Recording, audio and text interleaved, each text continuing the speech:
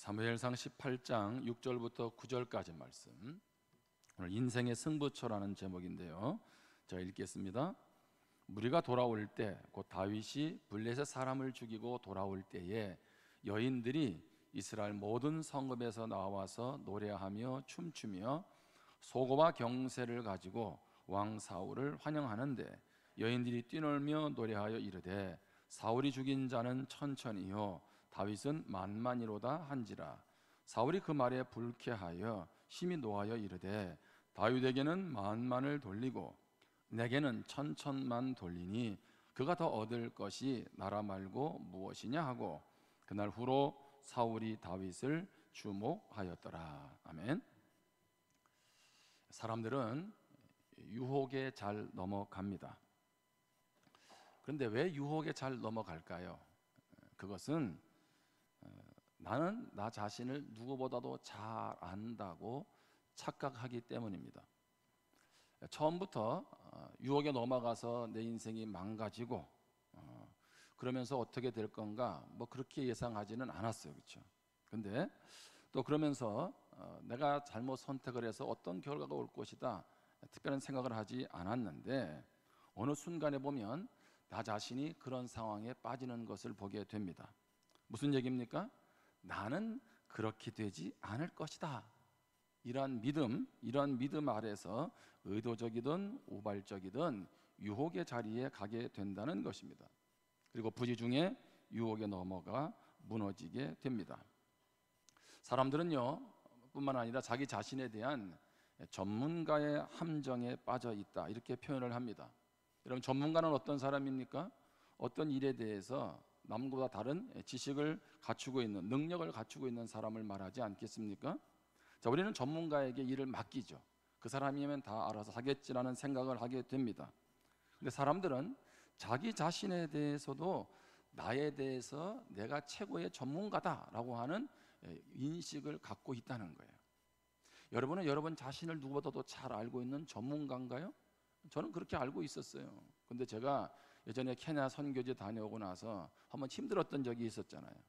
그때 우리 신학교에 우리 상담학 박사님이 우연히 우리 교회에 와가지고 같이 이야기를 나눴는데, 제가 깜짝 놀란 건 뭐냐면 나보다 나를 더 잘 알더라고요.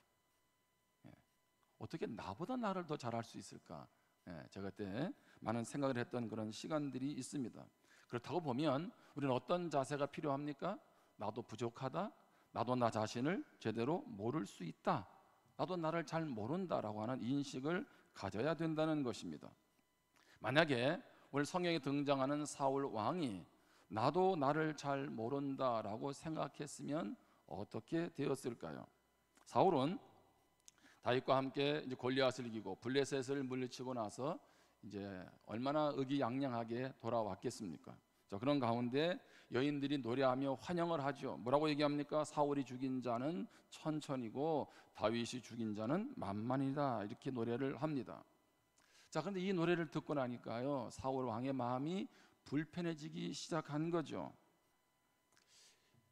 야, 이 다윗을 향해서 내가 만만이다라고 표현하고 다윗은 천천히다고 표현해야 되는데 그렇게 표현하지 않았다는 거죠. 그러면서 마음 가운데 분노하게 되고 인생의 내리막길의 시작이 벌어지고 있습니다.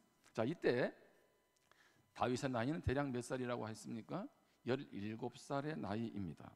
근데 왕인 사울 왕이 17살 다윗에게 지금 마음이 무너지고 있는 거예요. 사울은 한 평도 안 되는 마음에서 이미 인생의 승부가 결정이 났습니다. 잠언 4장 23절에 보면 모든 지킬 만한 것 중에 더욱 내 마음을 지키라, 생명의 근원이 이에서 남이니라. 우리 인생은 무엇에 달려 있다는 거예요? 마음 먹기에 달려 있다는 거죠. 어떤 마음을 가졌냐가 중요하다는 것입니다. 사울은 인생의 승부처인 마음에서 이미 패배했죠. 무엇으로 인해서 그의 마음이 무너졌을까요? 우리가 잘 아는 시기하는 마음 때문에 그가 무너졌습니다. 자, 그렇다면 시기란 무엇일까요? 시기, 남을 시기한다라고 할 때 시기는 국어사전에 보면 남이 잘 되는 것을 샘내고 미워하는 마음입니다. 자, 우리 질투라는 말도 얘기하죠. 시기와 질투는 어떤 차이가 있을까요? 시기는 비교를 통해서 느끼는 감정이라면 질투는 한 대상을 두고 서로 싸우는 그러한 것을 말하고 있습니다. 자, 내가 원하는 것이 다른 사람에게 있거나 내게는 없어서 일어나는 불편한 감정 또는 태도, 바로 그것이 시기라는 것입니다. 영어로는 envy. 그 뜻은 뭐냐면 악의에 가득 찬 눈으로 본다는 거예요. 라틴어에서 유래했는데요. 그러니까 시기심을 가지면 어떻게 합니까? 상대를 바라볼 때 악의에 가득 차서 바라본다는 거죠. 자, 사울은 왜 시기의 감정이 생겼습니까? 사울이 죽인 자는 천천, 다윗은 만만이로다라고 했던 여인의 노래를 들으면서 자신과 다윗을 비교하면서부터 시작되었습니다. 히브리 시에 보면 천이나 만이라고 하는 것은 비교의 개념이 아니라 많다라는 개념입니다. 자, 시편 91편 7절에 보면 1000명이 내 왼쪽에서 10,000명이 내 오른쪽에서 엎드러지나 이 재앙이 내게 가까이 하지 못하리로다. 여기 1000명이라는 말, 10,000명이라는 말은 뭐냐면 많은 대적이 있다는 뜻이지 비교의 개념이 아닙니다. 그러니까 여인들은 뭘 얘기하고 있는 거예요? 사울과 다윗 두 영웅이 수많은 사람들을 죽였다, 이런 표현 아니겠습니까? 그렇게 보면 여인들의 노래에 대해서 사울도요, 어떻게 해요? 너그럽게 받아들일 수 있었다는 거죠. 근데 문제는 이 말을, 이 노래를 받아들이는 사울 왕의 마음입니다. 사무엘상 18장 8절에 보면 사울이 그 말에 불쾌하여 심히 노하여 이르되 다윗에게는 만만을 돌리고 내게는 천천만 돌리니 그가 더 얻을 것이 나라 말고 무엇이냐 하고, 사울의 마음이 불편해졌죠. 그리고 이제 다윗에게 돌아갈 것이 뭐밖에 없어요? 나라밖에 없다는 거예요. 언제 다윗이 내가 왕이 되겠다고 했나요? 나이는 몇 살입니까? 17살이에요. 근데 지금 사울 왕이 이런 마음을 품고 있는 거죠. 사무엘상 18장 9절에 보면 그날 후로 사울이 다윗을 주목하였더라. 여기 주목이라는 말이 시기의 눈빛으로, 악의에 찬 눈빛으로 다윗을 바라보았다는 것입니다. 자, 지금부터 좌우에 있는 분들하고 눈을 마주치겠습니다. 이분의 눈이 악의에 차 있는지 부드러운지 제가 물어볼게요.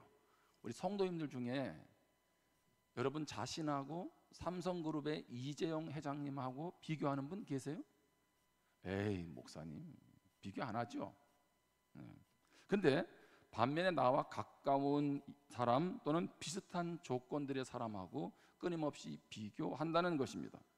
자, 상대방이 특별히 나에게 잘못한 것도 없는데 그들을 시기하죠. 게다가 나보다 좀 못하다고 생각하는 사람이 잘 나가는 모습을 보면 견디기가 힘듭니다. 자, 이런 말 많이 하잖아요. 사촌이 땅을 사면 배가 아프다. 여러분, 사촌이 땅 사면 좋은 일이잖아요. 근데 사촌이 땅을 사면 왜 배가 아플까요? 그것은 뭐냐면 사촌하고 나하고 비슷한 조건이기 때문에 그래요. 저놈하고 나하고 같이 컸는데 지금 뭐 하는 거예요? 땅 사거든요. 잘 되거든요. 무슨 얘기냐면 언제 이런 마음이 생길까요? 같이 잘 공부하고 잘하다가 한 교회에 있다가 잘 되거든요. 그러니까 그때는 뭐가 생기는 거예요? 시기심이 생기는 거예요. 멀리 있는 사람이 아니에요. 내 가까이에 나하고 좀 비슷했던 사람이 어느 날 경제적으로도 생활의 여러 가지 면에서도 차이가 나게 되면 그때부터 뭐예요? 시기심이 생긴다는 거죠. 여러분, 오늘날은요 옛날보다 더 시기심에 취약한 시대입니다. 왜 그럴까요? 옛날에는요 신분제가 있었어요. 산업공상이 있고요. 자, 노예가 뭐 일반인이 된다, 양반이 된다, 이건 하늘의 별 따기란 말이에요. 그러니까 거기에 맞게 그냥 살아간 거예요. 자, 그런데 오늘 우리는 어떤 시대를 살아가고 있습니까? 모두는 평등하다라고 생각하고 살아가고 있어요. 여러분, 근데 태어나는 순간에 평등하던가요? 나는 흙수저로 태어났다니까. 나는 금수저로 태어나고. 여러분, 따지고 보면 평등하지 않잖아요. 근데 평등이라고 하는 잣대 속에서 뭐예요? 상대적인 박탈감이 생기는 거죠. 욕구를 더 채울 수 없기에 평등하다 평등하다 할수록 그렇지 못한 사회 앞에서 분노하게 되는 것입니다. 같은 분야, 같은 집단의 비슷한 조건의 사람들 중에 누군가가 돋보이게 되면 대부분의 사람들은 부러움을 느끼게 됩니다. 이런 마음은 누구나 가질 수 있습니다. 자, 그렇다면 그 감정을 어떻게 해야 되나요? 누구나 가질 수 있다고 했어요. 그 감정에서 우리가 빨리 헤어나와야 된다는 거예요. 그렇지 않으면 그것이 시기심으로 고착화되고 어느 순간 내 인생을 파괴하게 된다는 것입니다. 자, 그렇다면 우리의 초점은 어디에 있나요? 우리는 살아가면서 끊임없이 시기할 수 있어요. 끊임없이 한 대상을 놓고 질투할 수 있습니다. 자, 그러면 시기의 결과는 어떻게 되느냐는 거예요. 제가 오늘 세 가지를 얘기하는데, 첫 번째는 자신의 장점을 발휘하지 못하게 됩니다. 여러분, 사람마다 다 좋은 점이 있잖아요. 자기만의 재능이 있지 않습니까? 여러분, 사울 왕도 마찬가지입니다. 남들 보기에 손색이 없는 좋은 장점들을 가지고 있었어요. 찾지는 않지만 사무엘상 9장에 보면, 9장 2절에 보면 사울은 준수한 소년이었습니다. 9장 4절에 보면 그는 성실한 사람이었고요. 9장 7절에 보면 사무엘을 섬길 만큼 주의 종을 잘 대접했습니다. 9장 21절에 보면 자신이 왕이 될 자격이 없다고 말할 만큼 겸손한 사람이었습니다. 다시 얘기합니다. 사울 왕은 이스라엘의 초대 왕이 되기에 전혀 부족함이 없는 사람이었다는 거죠. 근데 문제는 무엇입니까?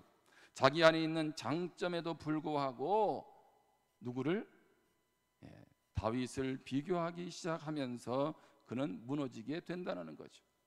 자, 시기심의 결과는 어떻게 될까요? 두 번째로 주변에 좋은 사람들이 떠나갑니다. 자, 12절입니다. 여호와께서 사울을 떠나 다윗과 함께 계심으로 사울이 그를 두려워한지라. 하나님도 얼마나 사울에게 말씀을 하셨나요? 근데 시기심에 사로잡히니까 하나님도 떠나는 그런 일이 벌어지고 있죠. 13절입니다. 그러므로 사울이 그를 자기 곁에서 떠나게 하고 그를 천부장으로 삼으면 그가 백성 앞에 출입하며, 있는 사람도 어떻게 해요? 떠나보내는 거예요. 다윗을 지금 떠나보내는 거죠. 자, 그리고 자신은 홀로 남아 있는 것입니다. 남에 대해서 시기하는 마음을 갖고 있는데 그 주변에 좋은 사람이 존재할 수 없겠죠. 결국에는 그건 누구와? 내가 가지고 있는 부정적 시각 때문에 그런 일이 벌어지는 거죠. 세 번째는 상대방과 자신에게 파괴적인 결과를 가져옵니다. 시기는 매우 강력한 감정입니다. 시기하는 대상에 에너지가 다 집중되게 됩니다. 한번 생각을 해보세요. 사울이 이날 이후로 시기심에 사로잡히는 순간부터 온통 생각은 뭐에 사로잡혀 있었나요? 저 다윗을 죽여야 한다는 거죠. 몇 살짜리요? 17살짜리. 사무엘상 18장 11절에 보면 그가 스스로 이르기를 내가 다윗을 벽에 박으리라 하고 사울이 그 창을 던졌으나 다윗이 그의 앞에서 2번 피하였더라. 다윗을 죽이려고 2번이나 창을 던지죠. 아까 읽었지만 사무엘상 18장 13절에 보면 다윗을 천부장으로 삼습니다. 이 말은 무슨 얘기입니까? 우리가 생각할 때 다윗의 지위를 높여주려고 하는 게 아니에요. 너 천부장 삼아갔으니까 블레셋과 싸우다가 죽어라, 그런 뜻이에요. 포장한 거죠. 지위를 올려준 것 같지만 사실은 뭐예요? 철저히 그를 죽이고자 하는 의도를 담고 있는 거죠. 사무엘상 24장이나 26장에 보면 엔게디 광야 10광야에 다윗이 있다는 소식을 듣고 병력을 3,000명을 동원합니다. 다윗 잡으려고요. 근데 이때 어떤 상황인가요? 사무엘상 24장은요, 지금 이스라엘이 블레셋하고 전쟁을 하고 있는 상황이에요. 근데 잠시 지금 소강 상태에 있는 거죠. 그러면 사울의 관심은 어디에 있어야 되나요? 전쟁에 집중을 해야죠. 그런데 어떻게 해요? 다윗 죽여야 된다는 시기심에 불타니까 어떻게 합니까? 전쟁은 뒷전이고 병력을 이끌고 다윗 죽이러 갑니다. 이런 마음 지키지 않으면, 시기심에 빠지면 상식적인 생각, 일반적인 삶은 다 사라집니다. 그리고 우리의 인생을 완전히 파괴시킨다는 거죠. 여러분, 그런 면에서 우리는 인생의 승부처인 마음, 특별히 마음에서 시기의 문제를 우습게 생각해서는 안 된다는 거예요. 여러분, 지금 말씀을 들으면서도 어떤 문제가 계속 여러분들에게 묵상되고 있지는 않나요? 그렇다면 주님을 의지하셔야 돼요. 제가 어제 저녁에 이제 저녁에 가까운 곳에 이렇게 운동을 했어요. 이렇게 1시간 정도를 온천천을 걸었는데 제가 어떤 생각이 계속 몰입이 됐어요. 그래서 조성은 씨가 지은 은혜 아니면이라는 책을 2시간 연속 듣기를 해놓고 1시간을 계속 들으면서 하나님 앞에 기도했어요. 하나님, 이 마음은 하나님의 마음이 아니죠. 하나님의 마음은 아닌데 내 생각을 지배하고 있습니다. 하나님 도와주세요. 어느 순간에 그 찬양 가운데서 내가 회복되는 것을 경험했습니다. 여러분, 우리가 오늘 시기를 다루는 이유는 무엇일까요? 시기를 해결하기 위해서 아니겠어요? 그 해결책은 무엇입니까? 그것도 3가지입니다. 첫 번째는 시기심의 배후가 있다는 거죠. 영적 실체가 있다는 겁니다. 신앙 관점으로 볼 때 영적 실체는 뭐예요? 사단이죠. 사무엘상 18장 10절에 보면 그 이튿날 하나님께서 부리시는 악령이 사울에게 힘있게 내리매 그가 집안에서 정신없이 떠들어대므로 다윗이 평일과 같이 손으로 수금을 타는데 그때 사울의 손에 창이 있는지라. 저기 말씀에 잘 보면 창을 던지는 장면이 그 이후에 나오는데 하나님께서 부리시는 무엇이 악령이 사울에게 힘있게 내렸다는 거예요. 여기서 우리가 오해하지 말아야 될 게 하나님이 악령을 보냈나요? 아닙니다. 하나님 손 안에 악령도 있다는 거죠. 모든 것이 하나님의 주권 아래에 있다는 얘기지 하나님이 악령을 보냈다는 게 아니에요. 근데 이 말씀의 초점은 무엇인가요? 사울이 또 다른 힘, 다시 말하면 악령에 사로잡히게 되었다는 거죠. 자, 그러면서 어떻게 합니까? 그러면서 그가 비참한 인생을 맞이하게 되었다는 것입니다. 우리는 시기심의 그 배후를 잘 볼 수 있어야 합니다. 영적인 분별력을 가져야 합니다. 누군가를 미워하는 마음이 생기나요? 용서하지 못하고 그 사람으로 인해서 계속 힘들어합니까? 여러분, 그럴 때 놓치지 말아야 될 것은 이 싸움은 나와 그 상대방과의 싸움이 아니라는 거예요. 그 배후에 어둠이 그것을 계속 장악하고 이용한다는 거죠.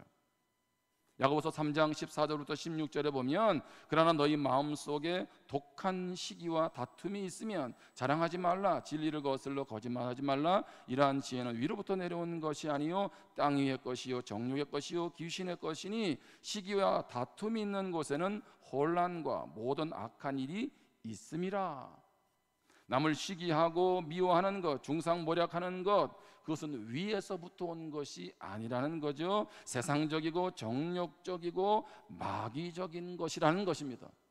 그럼 우리는 단순한 시기는 한 번쯤 가질 수 있는 마음으로 치부해서는 안 되고 우리가 영적인 잘 분별력을 가지고 대처해야 되는 거죠. 어떻게 하면 시기심을 해결할 수 있을까요? 2번째는 남과 비교하지 말고 자신에게 주어진 은사를 기억하라는 것입니다. 여러분, 사람마다 재능이 다 같을 수 없죠. 로마서 12장 3절에 보면 내게 주신 은혜로 말미암아 너희 각 사람에게 말하노니 마땅히 생각할 그 이상의 생각을 품지 말고 오직 하나님께서 각 사람에게 나누어 주신 믿음의 분량대로 지혜롭게 생각하라. 하나님은 뭐라고요? 각 사람에게 나누어 주셨다는 거죠. 각 사람에게.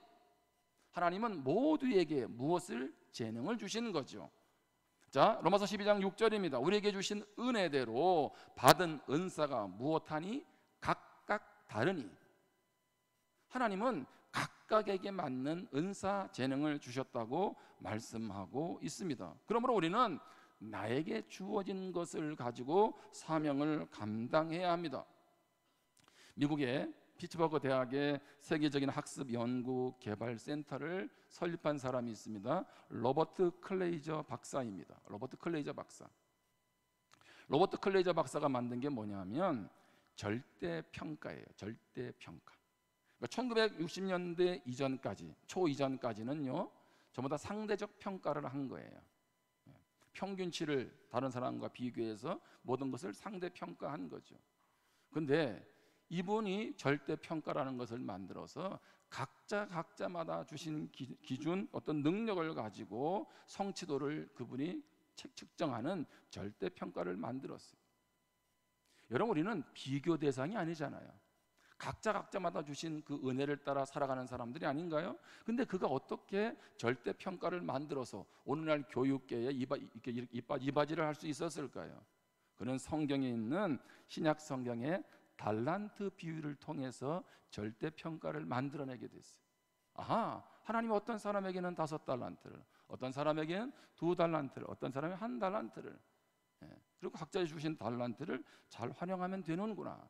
그렇게 하면서 한 개개인에 대해서 그렇게 그가 시각을 갖게 됐던 거죠. 자, 시기의 해결책은 무엇일까요? 세 번째는 상대방을 인정하고 축복해 주라는 것입니다. 시기하는 사람들은 그 대상을 어떻게 하든지 넘어뜨리려고 계속 흠을 찾으려고 합니다. 기억하시기를 바랍니다. 우리 그리스도인은 경쟁과 비교의 대상이 아니라는 거예요. 우리는 하나님의 나라를 함께 이루어가는 동력자라는 것입니다. 여러분, 한국 사회는요, 어느 사회보다도 시기심에 많이 젖어 있다는 거예요. 한 평론가가 왜 그럴까 했더니 우리는 너무 주어진 땅덩어리보다 인구 밀도가 높다는 거죠. 그러니까 인구 과밀화가 심하다 보니까 남을 의식하는 경향이 강하고 외부 평가와 인정을 중요시한다는 겁니다. 우리 땅이 만약에 중국만한 땅이었다면 우리는 그렇게 싸우지는 않았을 것 같아요.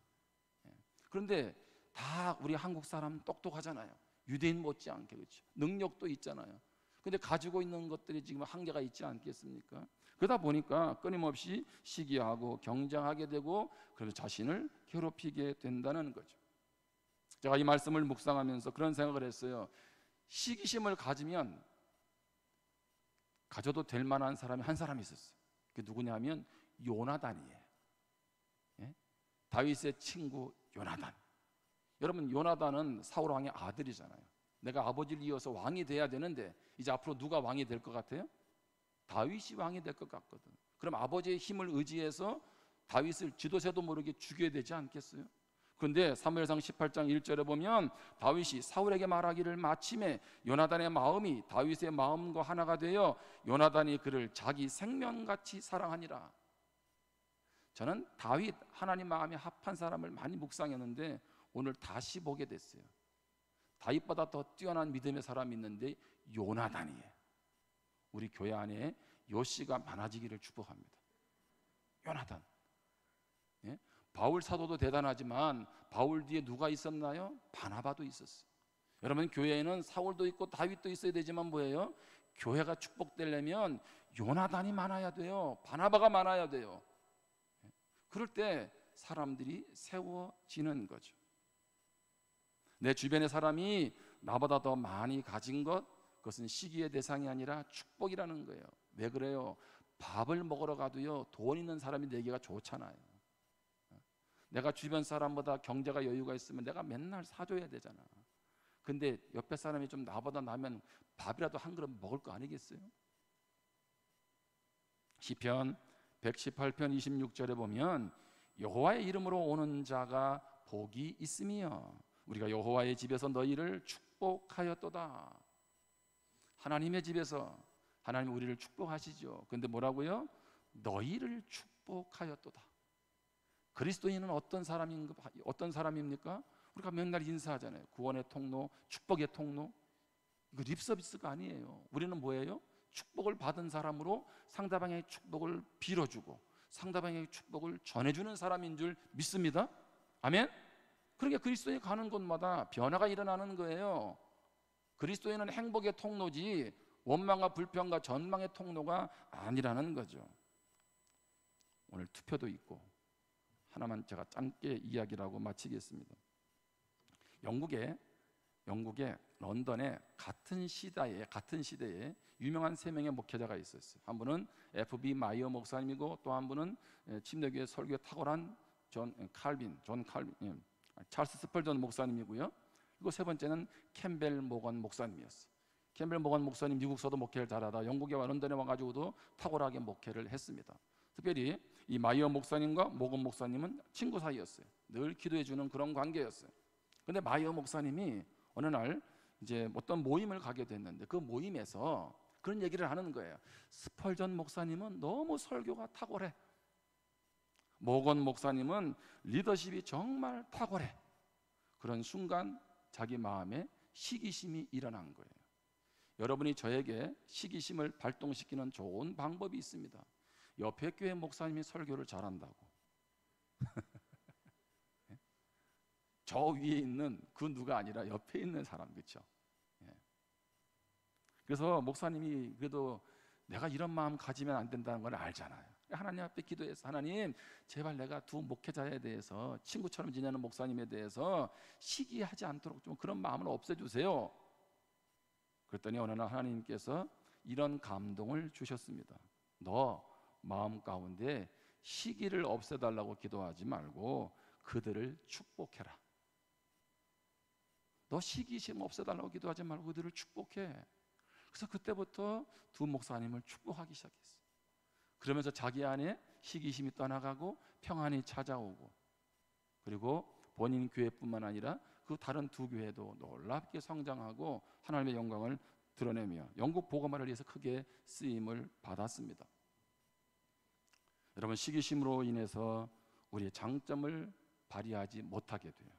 주변에 좋은 사람들 떠나가고요, 상대방과 나 자신에게 파괴적인 결과를 가져옵니다. 어떻게 해결할 수 있다고요? 시기심의 배후에 영적 실체가 있다는 것을 분별해야 합니다. 또한 다른 사람과 비교하지 말고 자신에게 주어진 은사를 기억하고 상대방을 인정하고 축복해 주라는 거예요. 그래서 여러분의 인생의 승부처인 마음에서 영적인 승리가 있기를 주님의 이름으로 축원합니다. 기도하겠습니다. 1분만 주신 마음을 가지고 기도하겠습니다.